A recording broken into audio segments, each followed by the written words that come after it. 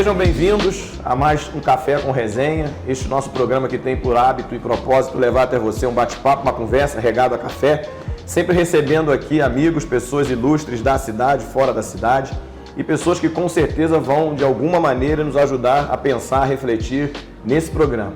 A reflexão hoje é a respeito de saúde emocional e espiritual. Nós vamos tratar desse tema aqui que mais do que nunca é oportuno devido a tantos males da saúde emocional que acometem as pessoas hoje em dia. E eu tenho o prazer de receber aqui meu querido pastor Bruno Marques. Seja bem-vindo, meu amigo. É uma alegria. Pastor Vinícius Couto, sejam bem-vindos. Obrigado, Humberto, pelo convite. Além de pastores, são amigos, pastores aqui da cidade e do Brasil todo, porque são famosos, né?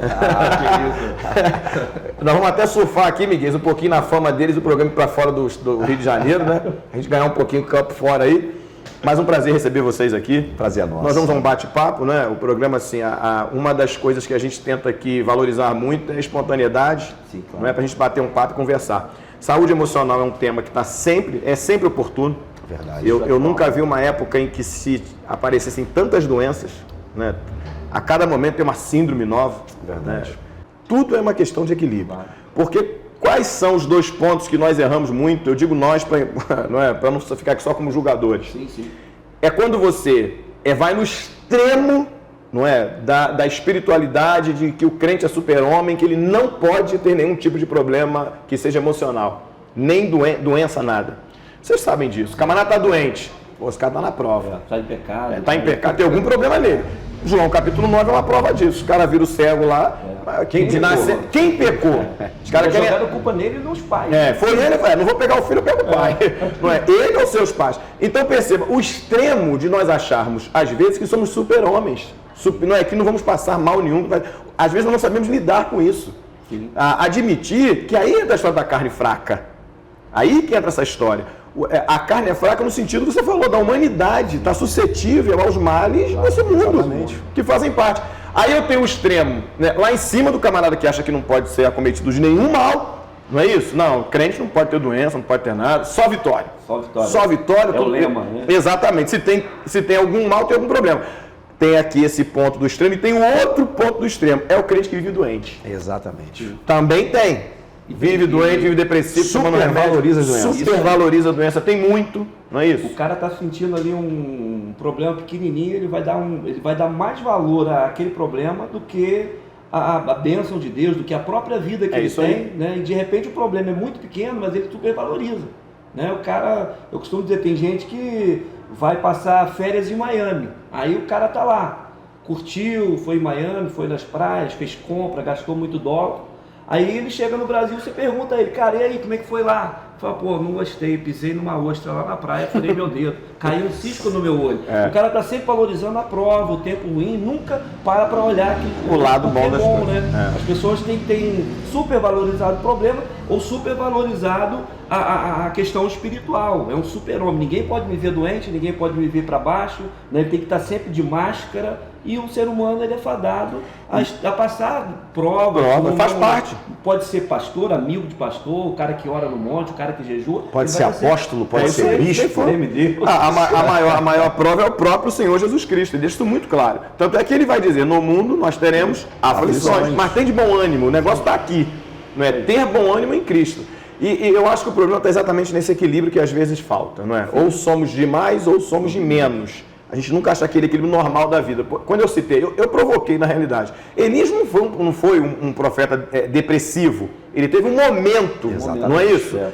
Como os discípulos também, quando estiveram com Jesus, tiveram momentos de dificuldade. Tanto é que Pedro se empolgou. Claro. Mestre, se é o Senhor, me manda que eu vou andar sobre as águas. Ele andou um pouquinho ali, não é isso? Depois deu uma tropeçada, mas depois pediu ajuda, voltou. Perceba que depois, quando eles se tornam apóstolos, né? Os caras já estão fortalecidos, né, pelo Espírito Santo, pela experiência. Então, moral da história, para a gente caminhar aqui um pouquinho, você comentou a respeito da Organização Mundial de Saúde, que acabou de reconhecer a questão da espiritualidade, até mesmo no tratamento dos problemas emocionais. Isso, então, sugere para a gente que a faculdade vai ter que começar a dar atenção a isso. Então, o aluno de medicina talvez terá que encarar isso aí dentro da faculdade. Pode ser que daqui a alguns anos tenha que se criar até uma matéria específica para tratar disso, como, por exemplo, a minha área que eu conheço um pouquinho mais, que é o direito, trata de tudo. Não é? Filosofia do direito, psicologia do direito, história do direito, sociologia do direito. E talvez a medicina tenha que tratar da questão espiritual e reconhecer, não é isso? Eu não tenho dúvidas, até porque é um assunto presente em praticamente todos os ambientes. É aquela questão que a gente estava falando, né? É fazer essa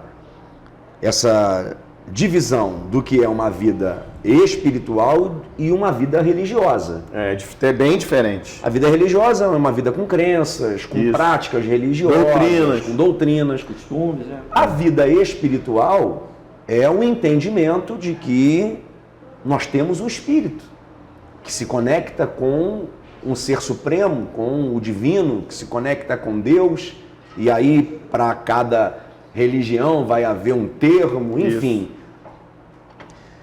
Agora, o que a gente não pode negar, é inegável, é que o ser humano tem uma vida espiritual. Com certeza. Isso é inegável.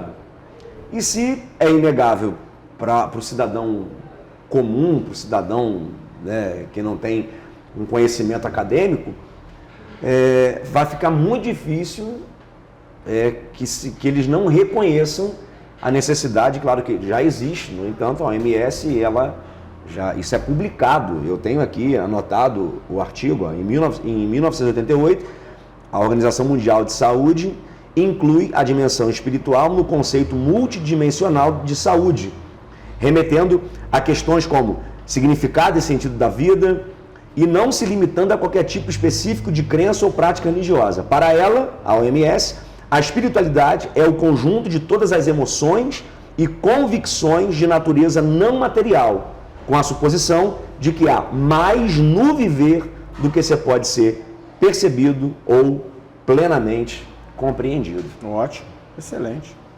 E eu acho que a gente caminha bem nesse sentido também. Eu preciso reconhecer, né? Não sei quanto tempo vocês têm de evangelho e tal, mas eu já vou aos longos aí dos 35 anos, caminhando para os 36, desde os 13 anos dentro de uma igreja evangélica, né? Filho de pastor, estão convivendo com essa coisa toda aí. Inclusive sendo criado por um lar, pelos meus pais, que lá no início, hoje a mentalidade até deles mudou muito, mas eu lembro lá de trás, né, que meu pai, logo que entrou no evangelho, muitas coisas ele não entendia bem. Por exemplo, quando eu passei a gostar de filosofia, dentro de casa foi uma luta.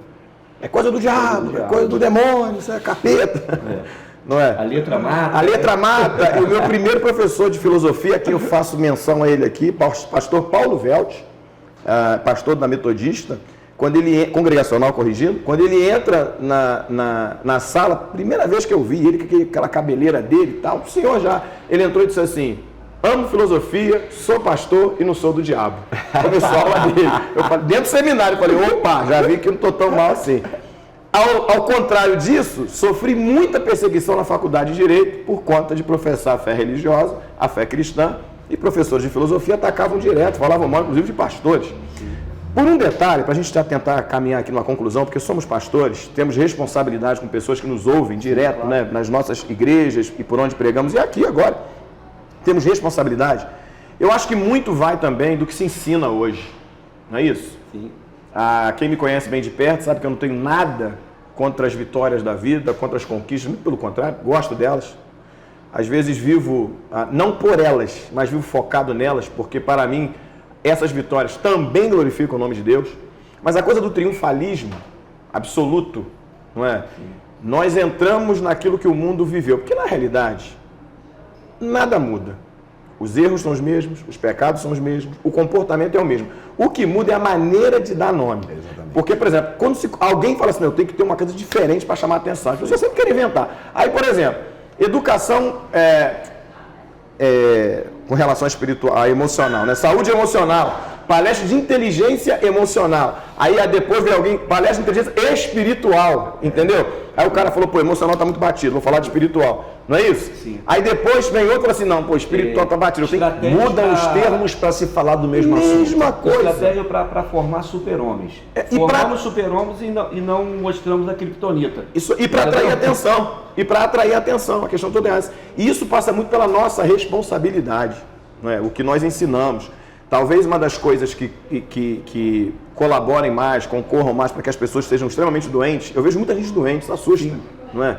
também seja isso. É a gente repensar um pouco na maneira do que a gente ensina, do que a gente fala, né? Daquilo que a gente tem tentado passar para as pessoas. Eu estou falando isso aqui com tranquilidade, porque eu estou diante de 2 pastores que são homens sérios, que pregam a palavra pela palavra, vivem a verdade do Evangelho, mas nós sabemos que até muito, eu durante muito tempo aqui eu questionei muito, fiz programas sobre isso aqui, essa cultura do vença rápido, vença logo, você é poderoso, você pode tudo, essa coisa muito rápida, muito acelerada, do resultado rápido, isso preocupa, e eu acho que isso adoece as pessoas, não? Isso tudo, pastor, essa geração miojo, né? Isso. Fica pronto em 3 minutos, vai causar uma situação muito desagradável, inclusive nas igrejas, porque a gente vai trabalhando essa rapidez na vida humana, leva alguma coisa para casa, um objeto, ou vem receber naquele culto específico temático, o cara vem contando com aquilo, né? E ele, naquele momento, ele se acha um super-homem, que ele vai receber uma palavra, meu irmão, que vai levantar a autoestima do cara.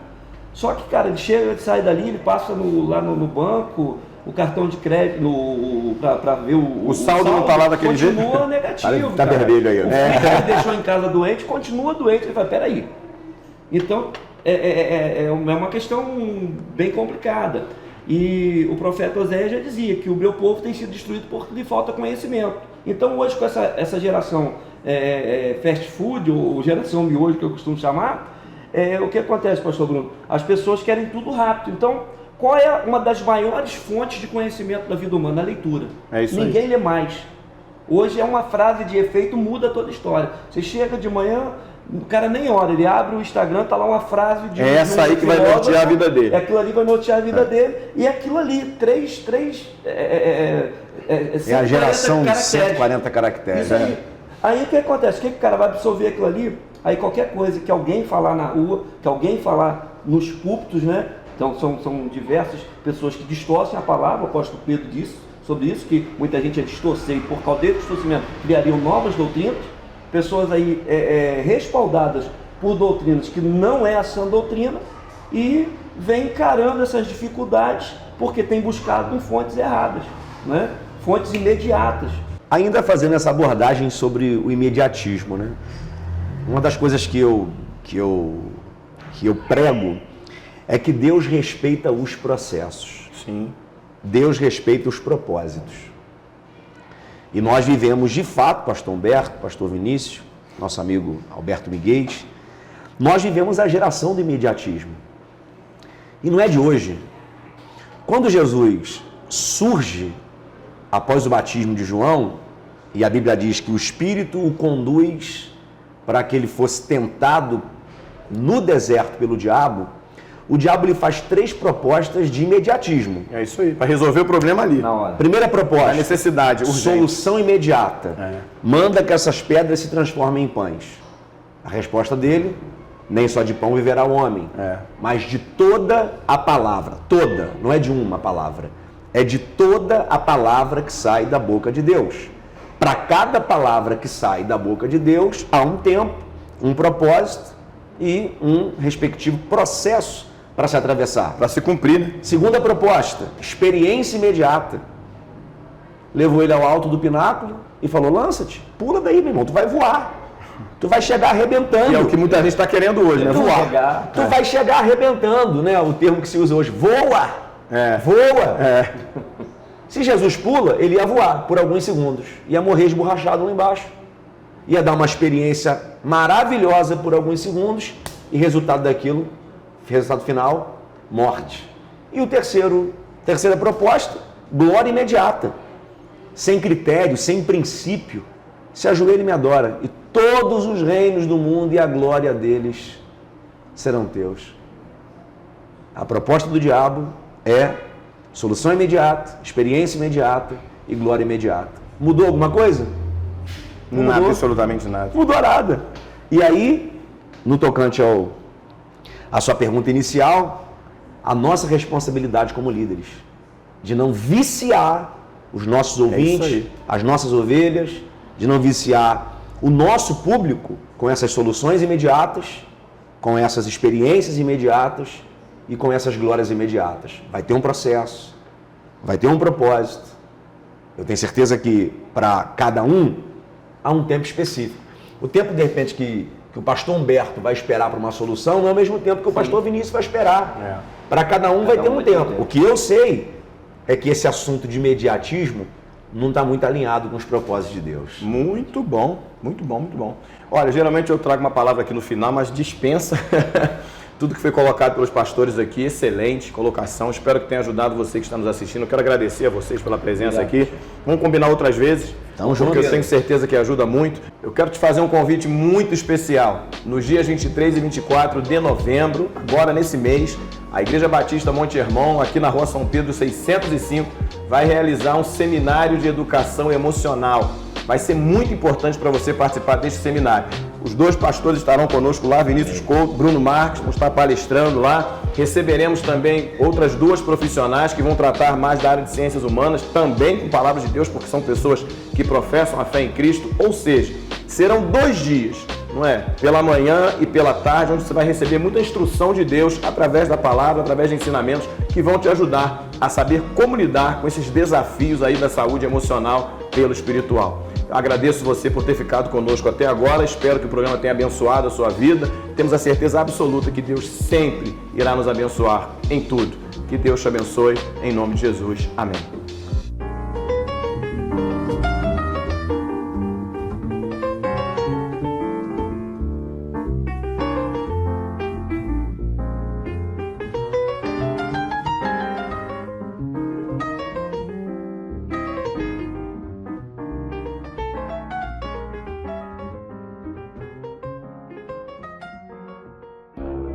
Oi. 86% dos brasileiros sofrem com algum tipo de doença emocional, como ansiedade e depressão. O suicídio é a 3ª principal causa de morte no Brasil, perdendo apenas para acidentes e violência. Consumo de antidepressivos cresce 74% em 6 anos no Brasil. O desequilíbrio emocional é o causador de diversas dores físicas e doenças. Médicos e psicólogos afirmam que pode ocasionar até mesmo o câncer. Até 2020, a depressão será a doença mais incapacitante do planeta. 300 milhões de pessoas no mundo já sofrem deste mal. E você? Como está a sua saúde emocional? Como você tem cuidado e organizado as suas emoções? Você sabia que a Bíblia nos dá muitas ferramentas que ajudam a cuidar da nossa saúde emocional e nos tornam mais felizes e completos em Deus? Nos dias 23 e 24 de novembro, iremos viver uma imersão na Escola de Profetas, que irá acontecer na Igreja Batista Monte Hermon, em Teresópolis. Serão 2 dias onde profetizaremos cura e teremos a participação de diversos profissionais, palestrantes e ministros do Evangelho que irão falar sobre o tratamento das dores da alma à luz da Bíblia. Faça já a sua inscrição. Informações e inscrições na Secretaria da Igreja.